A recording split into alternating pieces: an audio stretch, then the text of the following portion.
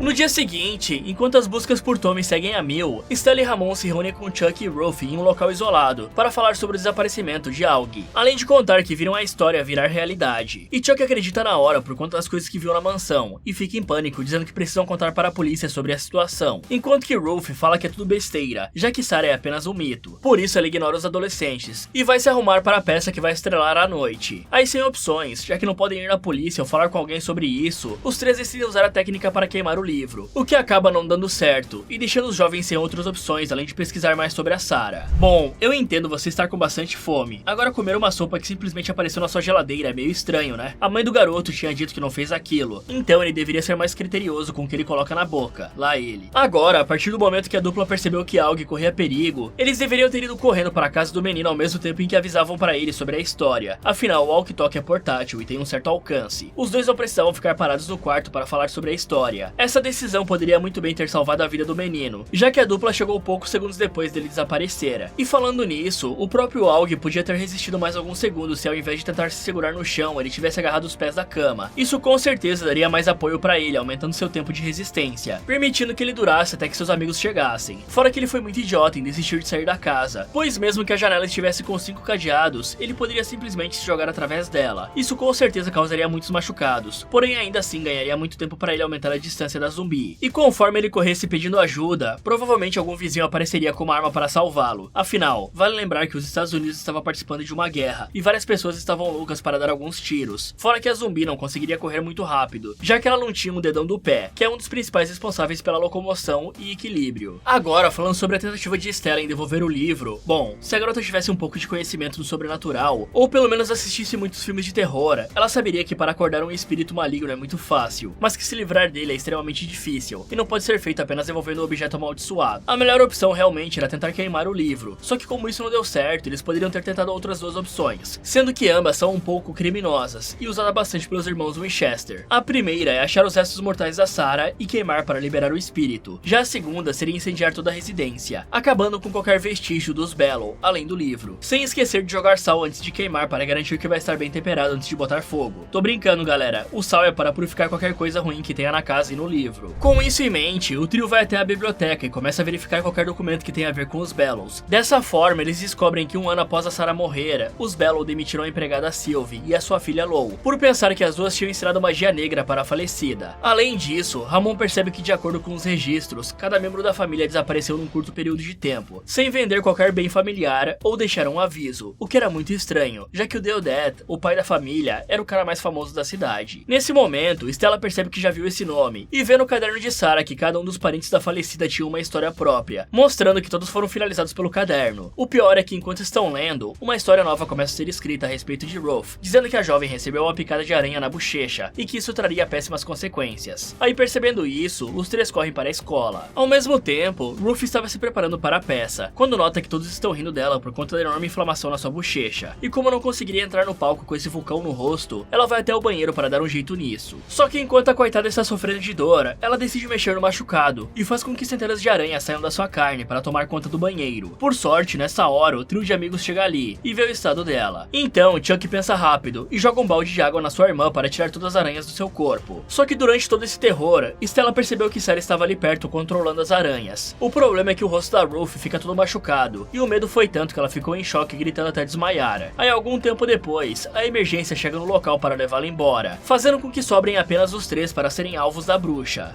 Ok, aqui não havia muito que Ruth pudesse fazer para evitar todo esse sofrimento. Afinal, era como se as aranhas estivessem em uma dimensão e a porta para fora fosse aquele machucado. No máximo, a melhor escolha seria tentar manter a calma de algum jeito, virar a parte do rosto com o ferimento para o vaso e ficar dando descarga conforme as aranhas fossem saindo e se acumulando na água. Porém, dificilmente alguém conseguiria manter a calma e pensar nisso nessa situação. A sorte da garota é que as aranhas saíram do seu corpo, ao invés de a destruírem por dentro. A parte boa de tudo isso é que foi provado que as histórias podem ser mudadas, mostrando que ainda existe uma chance para que sejam salvos. E como pessoas de fora podem interferir e ver os acontecimentos sobrenaturais, seria uma boa ideia buscar ajuda com a polícia. Mas como eles claramente não acreditariam em nada do que os jovens falassem, seria um bom movimento ir até a polícia apenas no fim da tarde, pois assim eles poderiam mostrar o exato momento em que a história se escreve sozinha, o que por si só já seria praticamente irrefutável. Mas se os agentes ainda não acreditassem e encarassem isso apenas como um truque, os jovens pelo menos estariam presos sob vigilância pesada, já que seriam suspeitos de vários desaparecimentos, visto que a história de quase todos que a Sarah finalizou estaria no livro. Essa seria a melhor proteção que os garotos poderiam conseguir, pois no momento em que algo sobrenatural aparecesse para capturá-los, os policiais iriam intervir e eliminar a criatura, ou pelo menos entender que era tudo verdade, e fazer de tudo para proteger os jovens. Além disso, os três precisavam dar uma investigada melhor na empregada da família, pois por conta da época ela poderia ser uma praticante de voodoo ou hoodoo. Sim, ambos têm diferenças entre si, onde o voodoo é uma religião que venera divindades, e o hoodoo é um conjunto de práticas mágicas africanas tradicionais, que foram trazidas pelos escravizados para algumas regiões dos Estados Unidos. O problema é que tanto o voodoo quanto o hoodoo podem ser usados para o bem ou para o mal. Então, o trio precisava encontrar a mulher que trabalhava para a família Bellow para descobrir se ela teve algo a ver com tudo isso, e caso não tenha, pode ser que ela possa ajudar com esse livro. Sabendo disso, na manhã seguinte, os jovens acham a casa de Lou Batiste e vão até lá para ver se descobrem uma forma de lutar contra Sarah. Mas enquanto esperam na porta, Chuck conta que anda sonhando frequentemente que está em uma sala vermelha maligna, o que provavelmente será usado para atormentá-lo. Depois disso, o trio se encontra com Lou, que já está bem velhinha e mal consegue ouvir qualquer coisa, pelo menos inicialmente. Pois assim que Stella começa a mexer nas coisas da senhora, ela nota uma caixinha de música igual àquela da Sarah e faz uma música tocar, despertando a senhora, que fala que Stella será a próxima a morrer. Aí, aproveitando a oportunidade, Stella entrega o livro de Sarah para Lou, perguntando se a mãe da senhora ensinou magia negra para a menina. Porém, Lou fala que não existe magia, apenas uma raiva sem fim que foi despertada no momento em que o livro foi aberto. Só que infelizmente a senhora começa a alucinar, e os jovens são expulsos da casa para que Lou possa ser acalmada por sua filha. O bom é que antes de expulsá-los, a mulher fala que tudo que sua mãe sabia sobre Sarah foi contado aos médicos. Aí, pensando que essas coisas devem ter sido registradas, os três vão até o hospital verificar os documentos. Chegando lá, eles falam que querem ver os registros de um paciente que morreu há quase 100 anos para um trabalho da escola, só que isso demoraria um tempo para ser organizado. Então eles resolvem entrar escondido no local onde os arquivos estão guardados, a sala vermelha. Mas como não queria entrar nesse lugar por conta dos sonhos que teve, Chuck decide ficar para trás enquanto seus amigos vão verificar os arquivos. Só que ele é tão idiota que se perde no hospital e acaba sendo perseguido por alguns enfermeiros. Bom, os jovens realmente acertaram em cheio em procurar Lou para descobrir mais sobre a Sarah. Porém, vale a pena dizer que a mulher já estava bem velhinha e podia dizer coisas falsas sem querer, o que atrapalharia bastante os planos do trio, já que apesar de Lou dizer que isso era apenas raiva sem nenhuma magia, é bem difícil acreditar nisso, levando em conta o tipo de coisa que a Sarah está fazendo. Com certeza, existe bastante raiva e poder sobrenatural no espírito, porém dificilmente um fantasma seria forte o bastante para invocar monstros e mudar a realidade apenas escrevendo algumas coisas em seu caderno. E não podemos esquecer que o caderno foi dado pela mãe da Lou, então seria bom perguntar para a filha dela se ela sabe da origem desse caderno e se existe alguma maneira de destruí-lo, pois claramente isso é um artefato sobrenatural, pois não é todo dia que você coloca fogo em algo e ele fica intacto. Aliás, vale mencionar que esse caderno da garota é quase um Death Note. A única diferença entre os dois é que esse livro pode mudar a realidade completamente e também tem a chance de ser detido de alguma forma. Já o Death Note, apesar de não conseguir criar monstros, não pode ser impedido de forma alguma caso o nome seja escrito nele. Levando isso em conta, vale imaginar que assim como no anime em que um humano pode usar o Death Note, Stella supostamente também conseguiria escrever escrever no caderno de histórias, para criar novos contos e quem sabe até mesmo interromper os que já estão acontecendo. A única parte desagradável é que ela provavelmente teria que usar o próprio sangue para fazer isso. Ao mesmo tempo, Stella e Ramon entram na Red Room, que na verdade é uma sigla para depósitos de arquivos, ao invés de uma sala vermelha. Aí eles acham os documentos de Sarah e descobrem que a garota foi isolada do mundo porque sofria de albinismo, fora que ela foi internada pelo próprio irmão, que atuava como médico e a torturava. Entre os documentos, os dois também encontram um cilindro fonográfico de cera, que era usado antigamente para gravar áudios. Então eles pegam um fonógrafo e escutam as conversas entre Sarah e o irmão dela. O bizarro é que a pobre garota estava sendo torturada para confessar que envenenou as crianças. Porém, mesmo com as torturas, ela insistia que tentou salvá-las da água que a fábrica da sua família envenenou com mercúrio. E aparentemente, os seus familiares queriam fazer ela esquecer dessas coisas e assumir a culpa pelas mortes. Mas de repente, Sarah toma um choque tão forte que a sua voz muda, e ela começa a contar uma história a respeito do Chuck e da Sala Vermelha. Aí ao mesmo tempo em que ela fala, a história é escrita no caderno, e Chuck escuta a voz de Sarah durante a sua fuga pelos corredores do hospital. O pior é que as luzes de emergência se acendem e todo o hospital fica vermelho, fora que uma criatura grotesca surge do nada e começa a persegui-lo de uma maneira bem lenta. Não que isso seja uma vantagem, pois não importa para qual lado o Chuck tente correr, a criatura sempre estava lá para impedir, fazendo com que pouco a pouco ele fosse praticamente cercado, até ele ser pego e absorvido pelo monstro. Logo em seguida, Stella e Ramon chegam aonde o menino estava e acham apenas a sua caneta jogada no chão, mostrando que ele já havia sido pego. Além disso, os enfermeiros aparecem para mandar eles para a cadeia.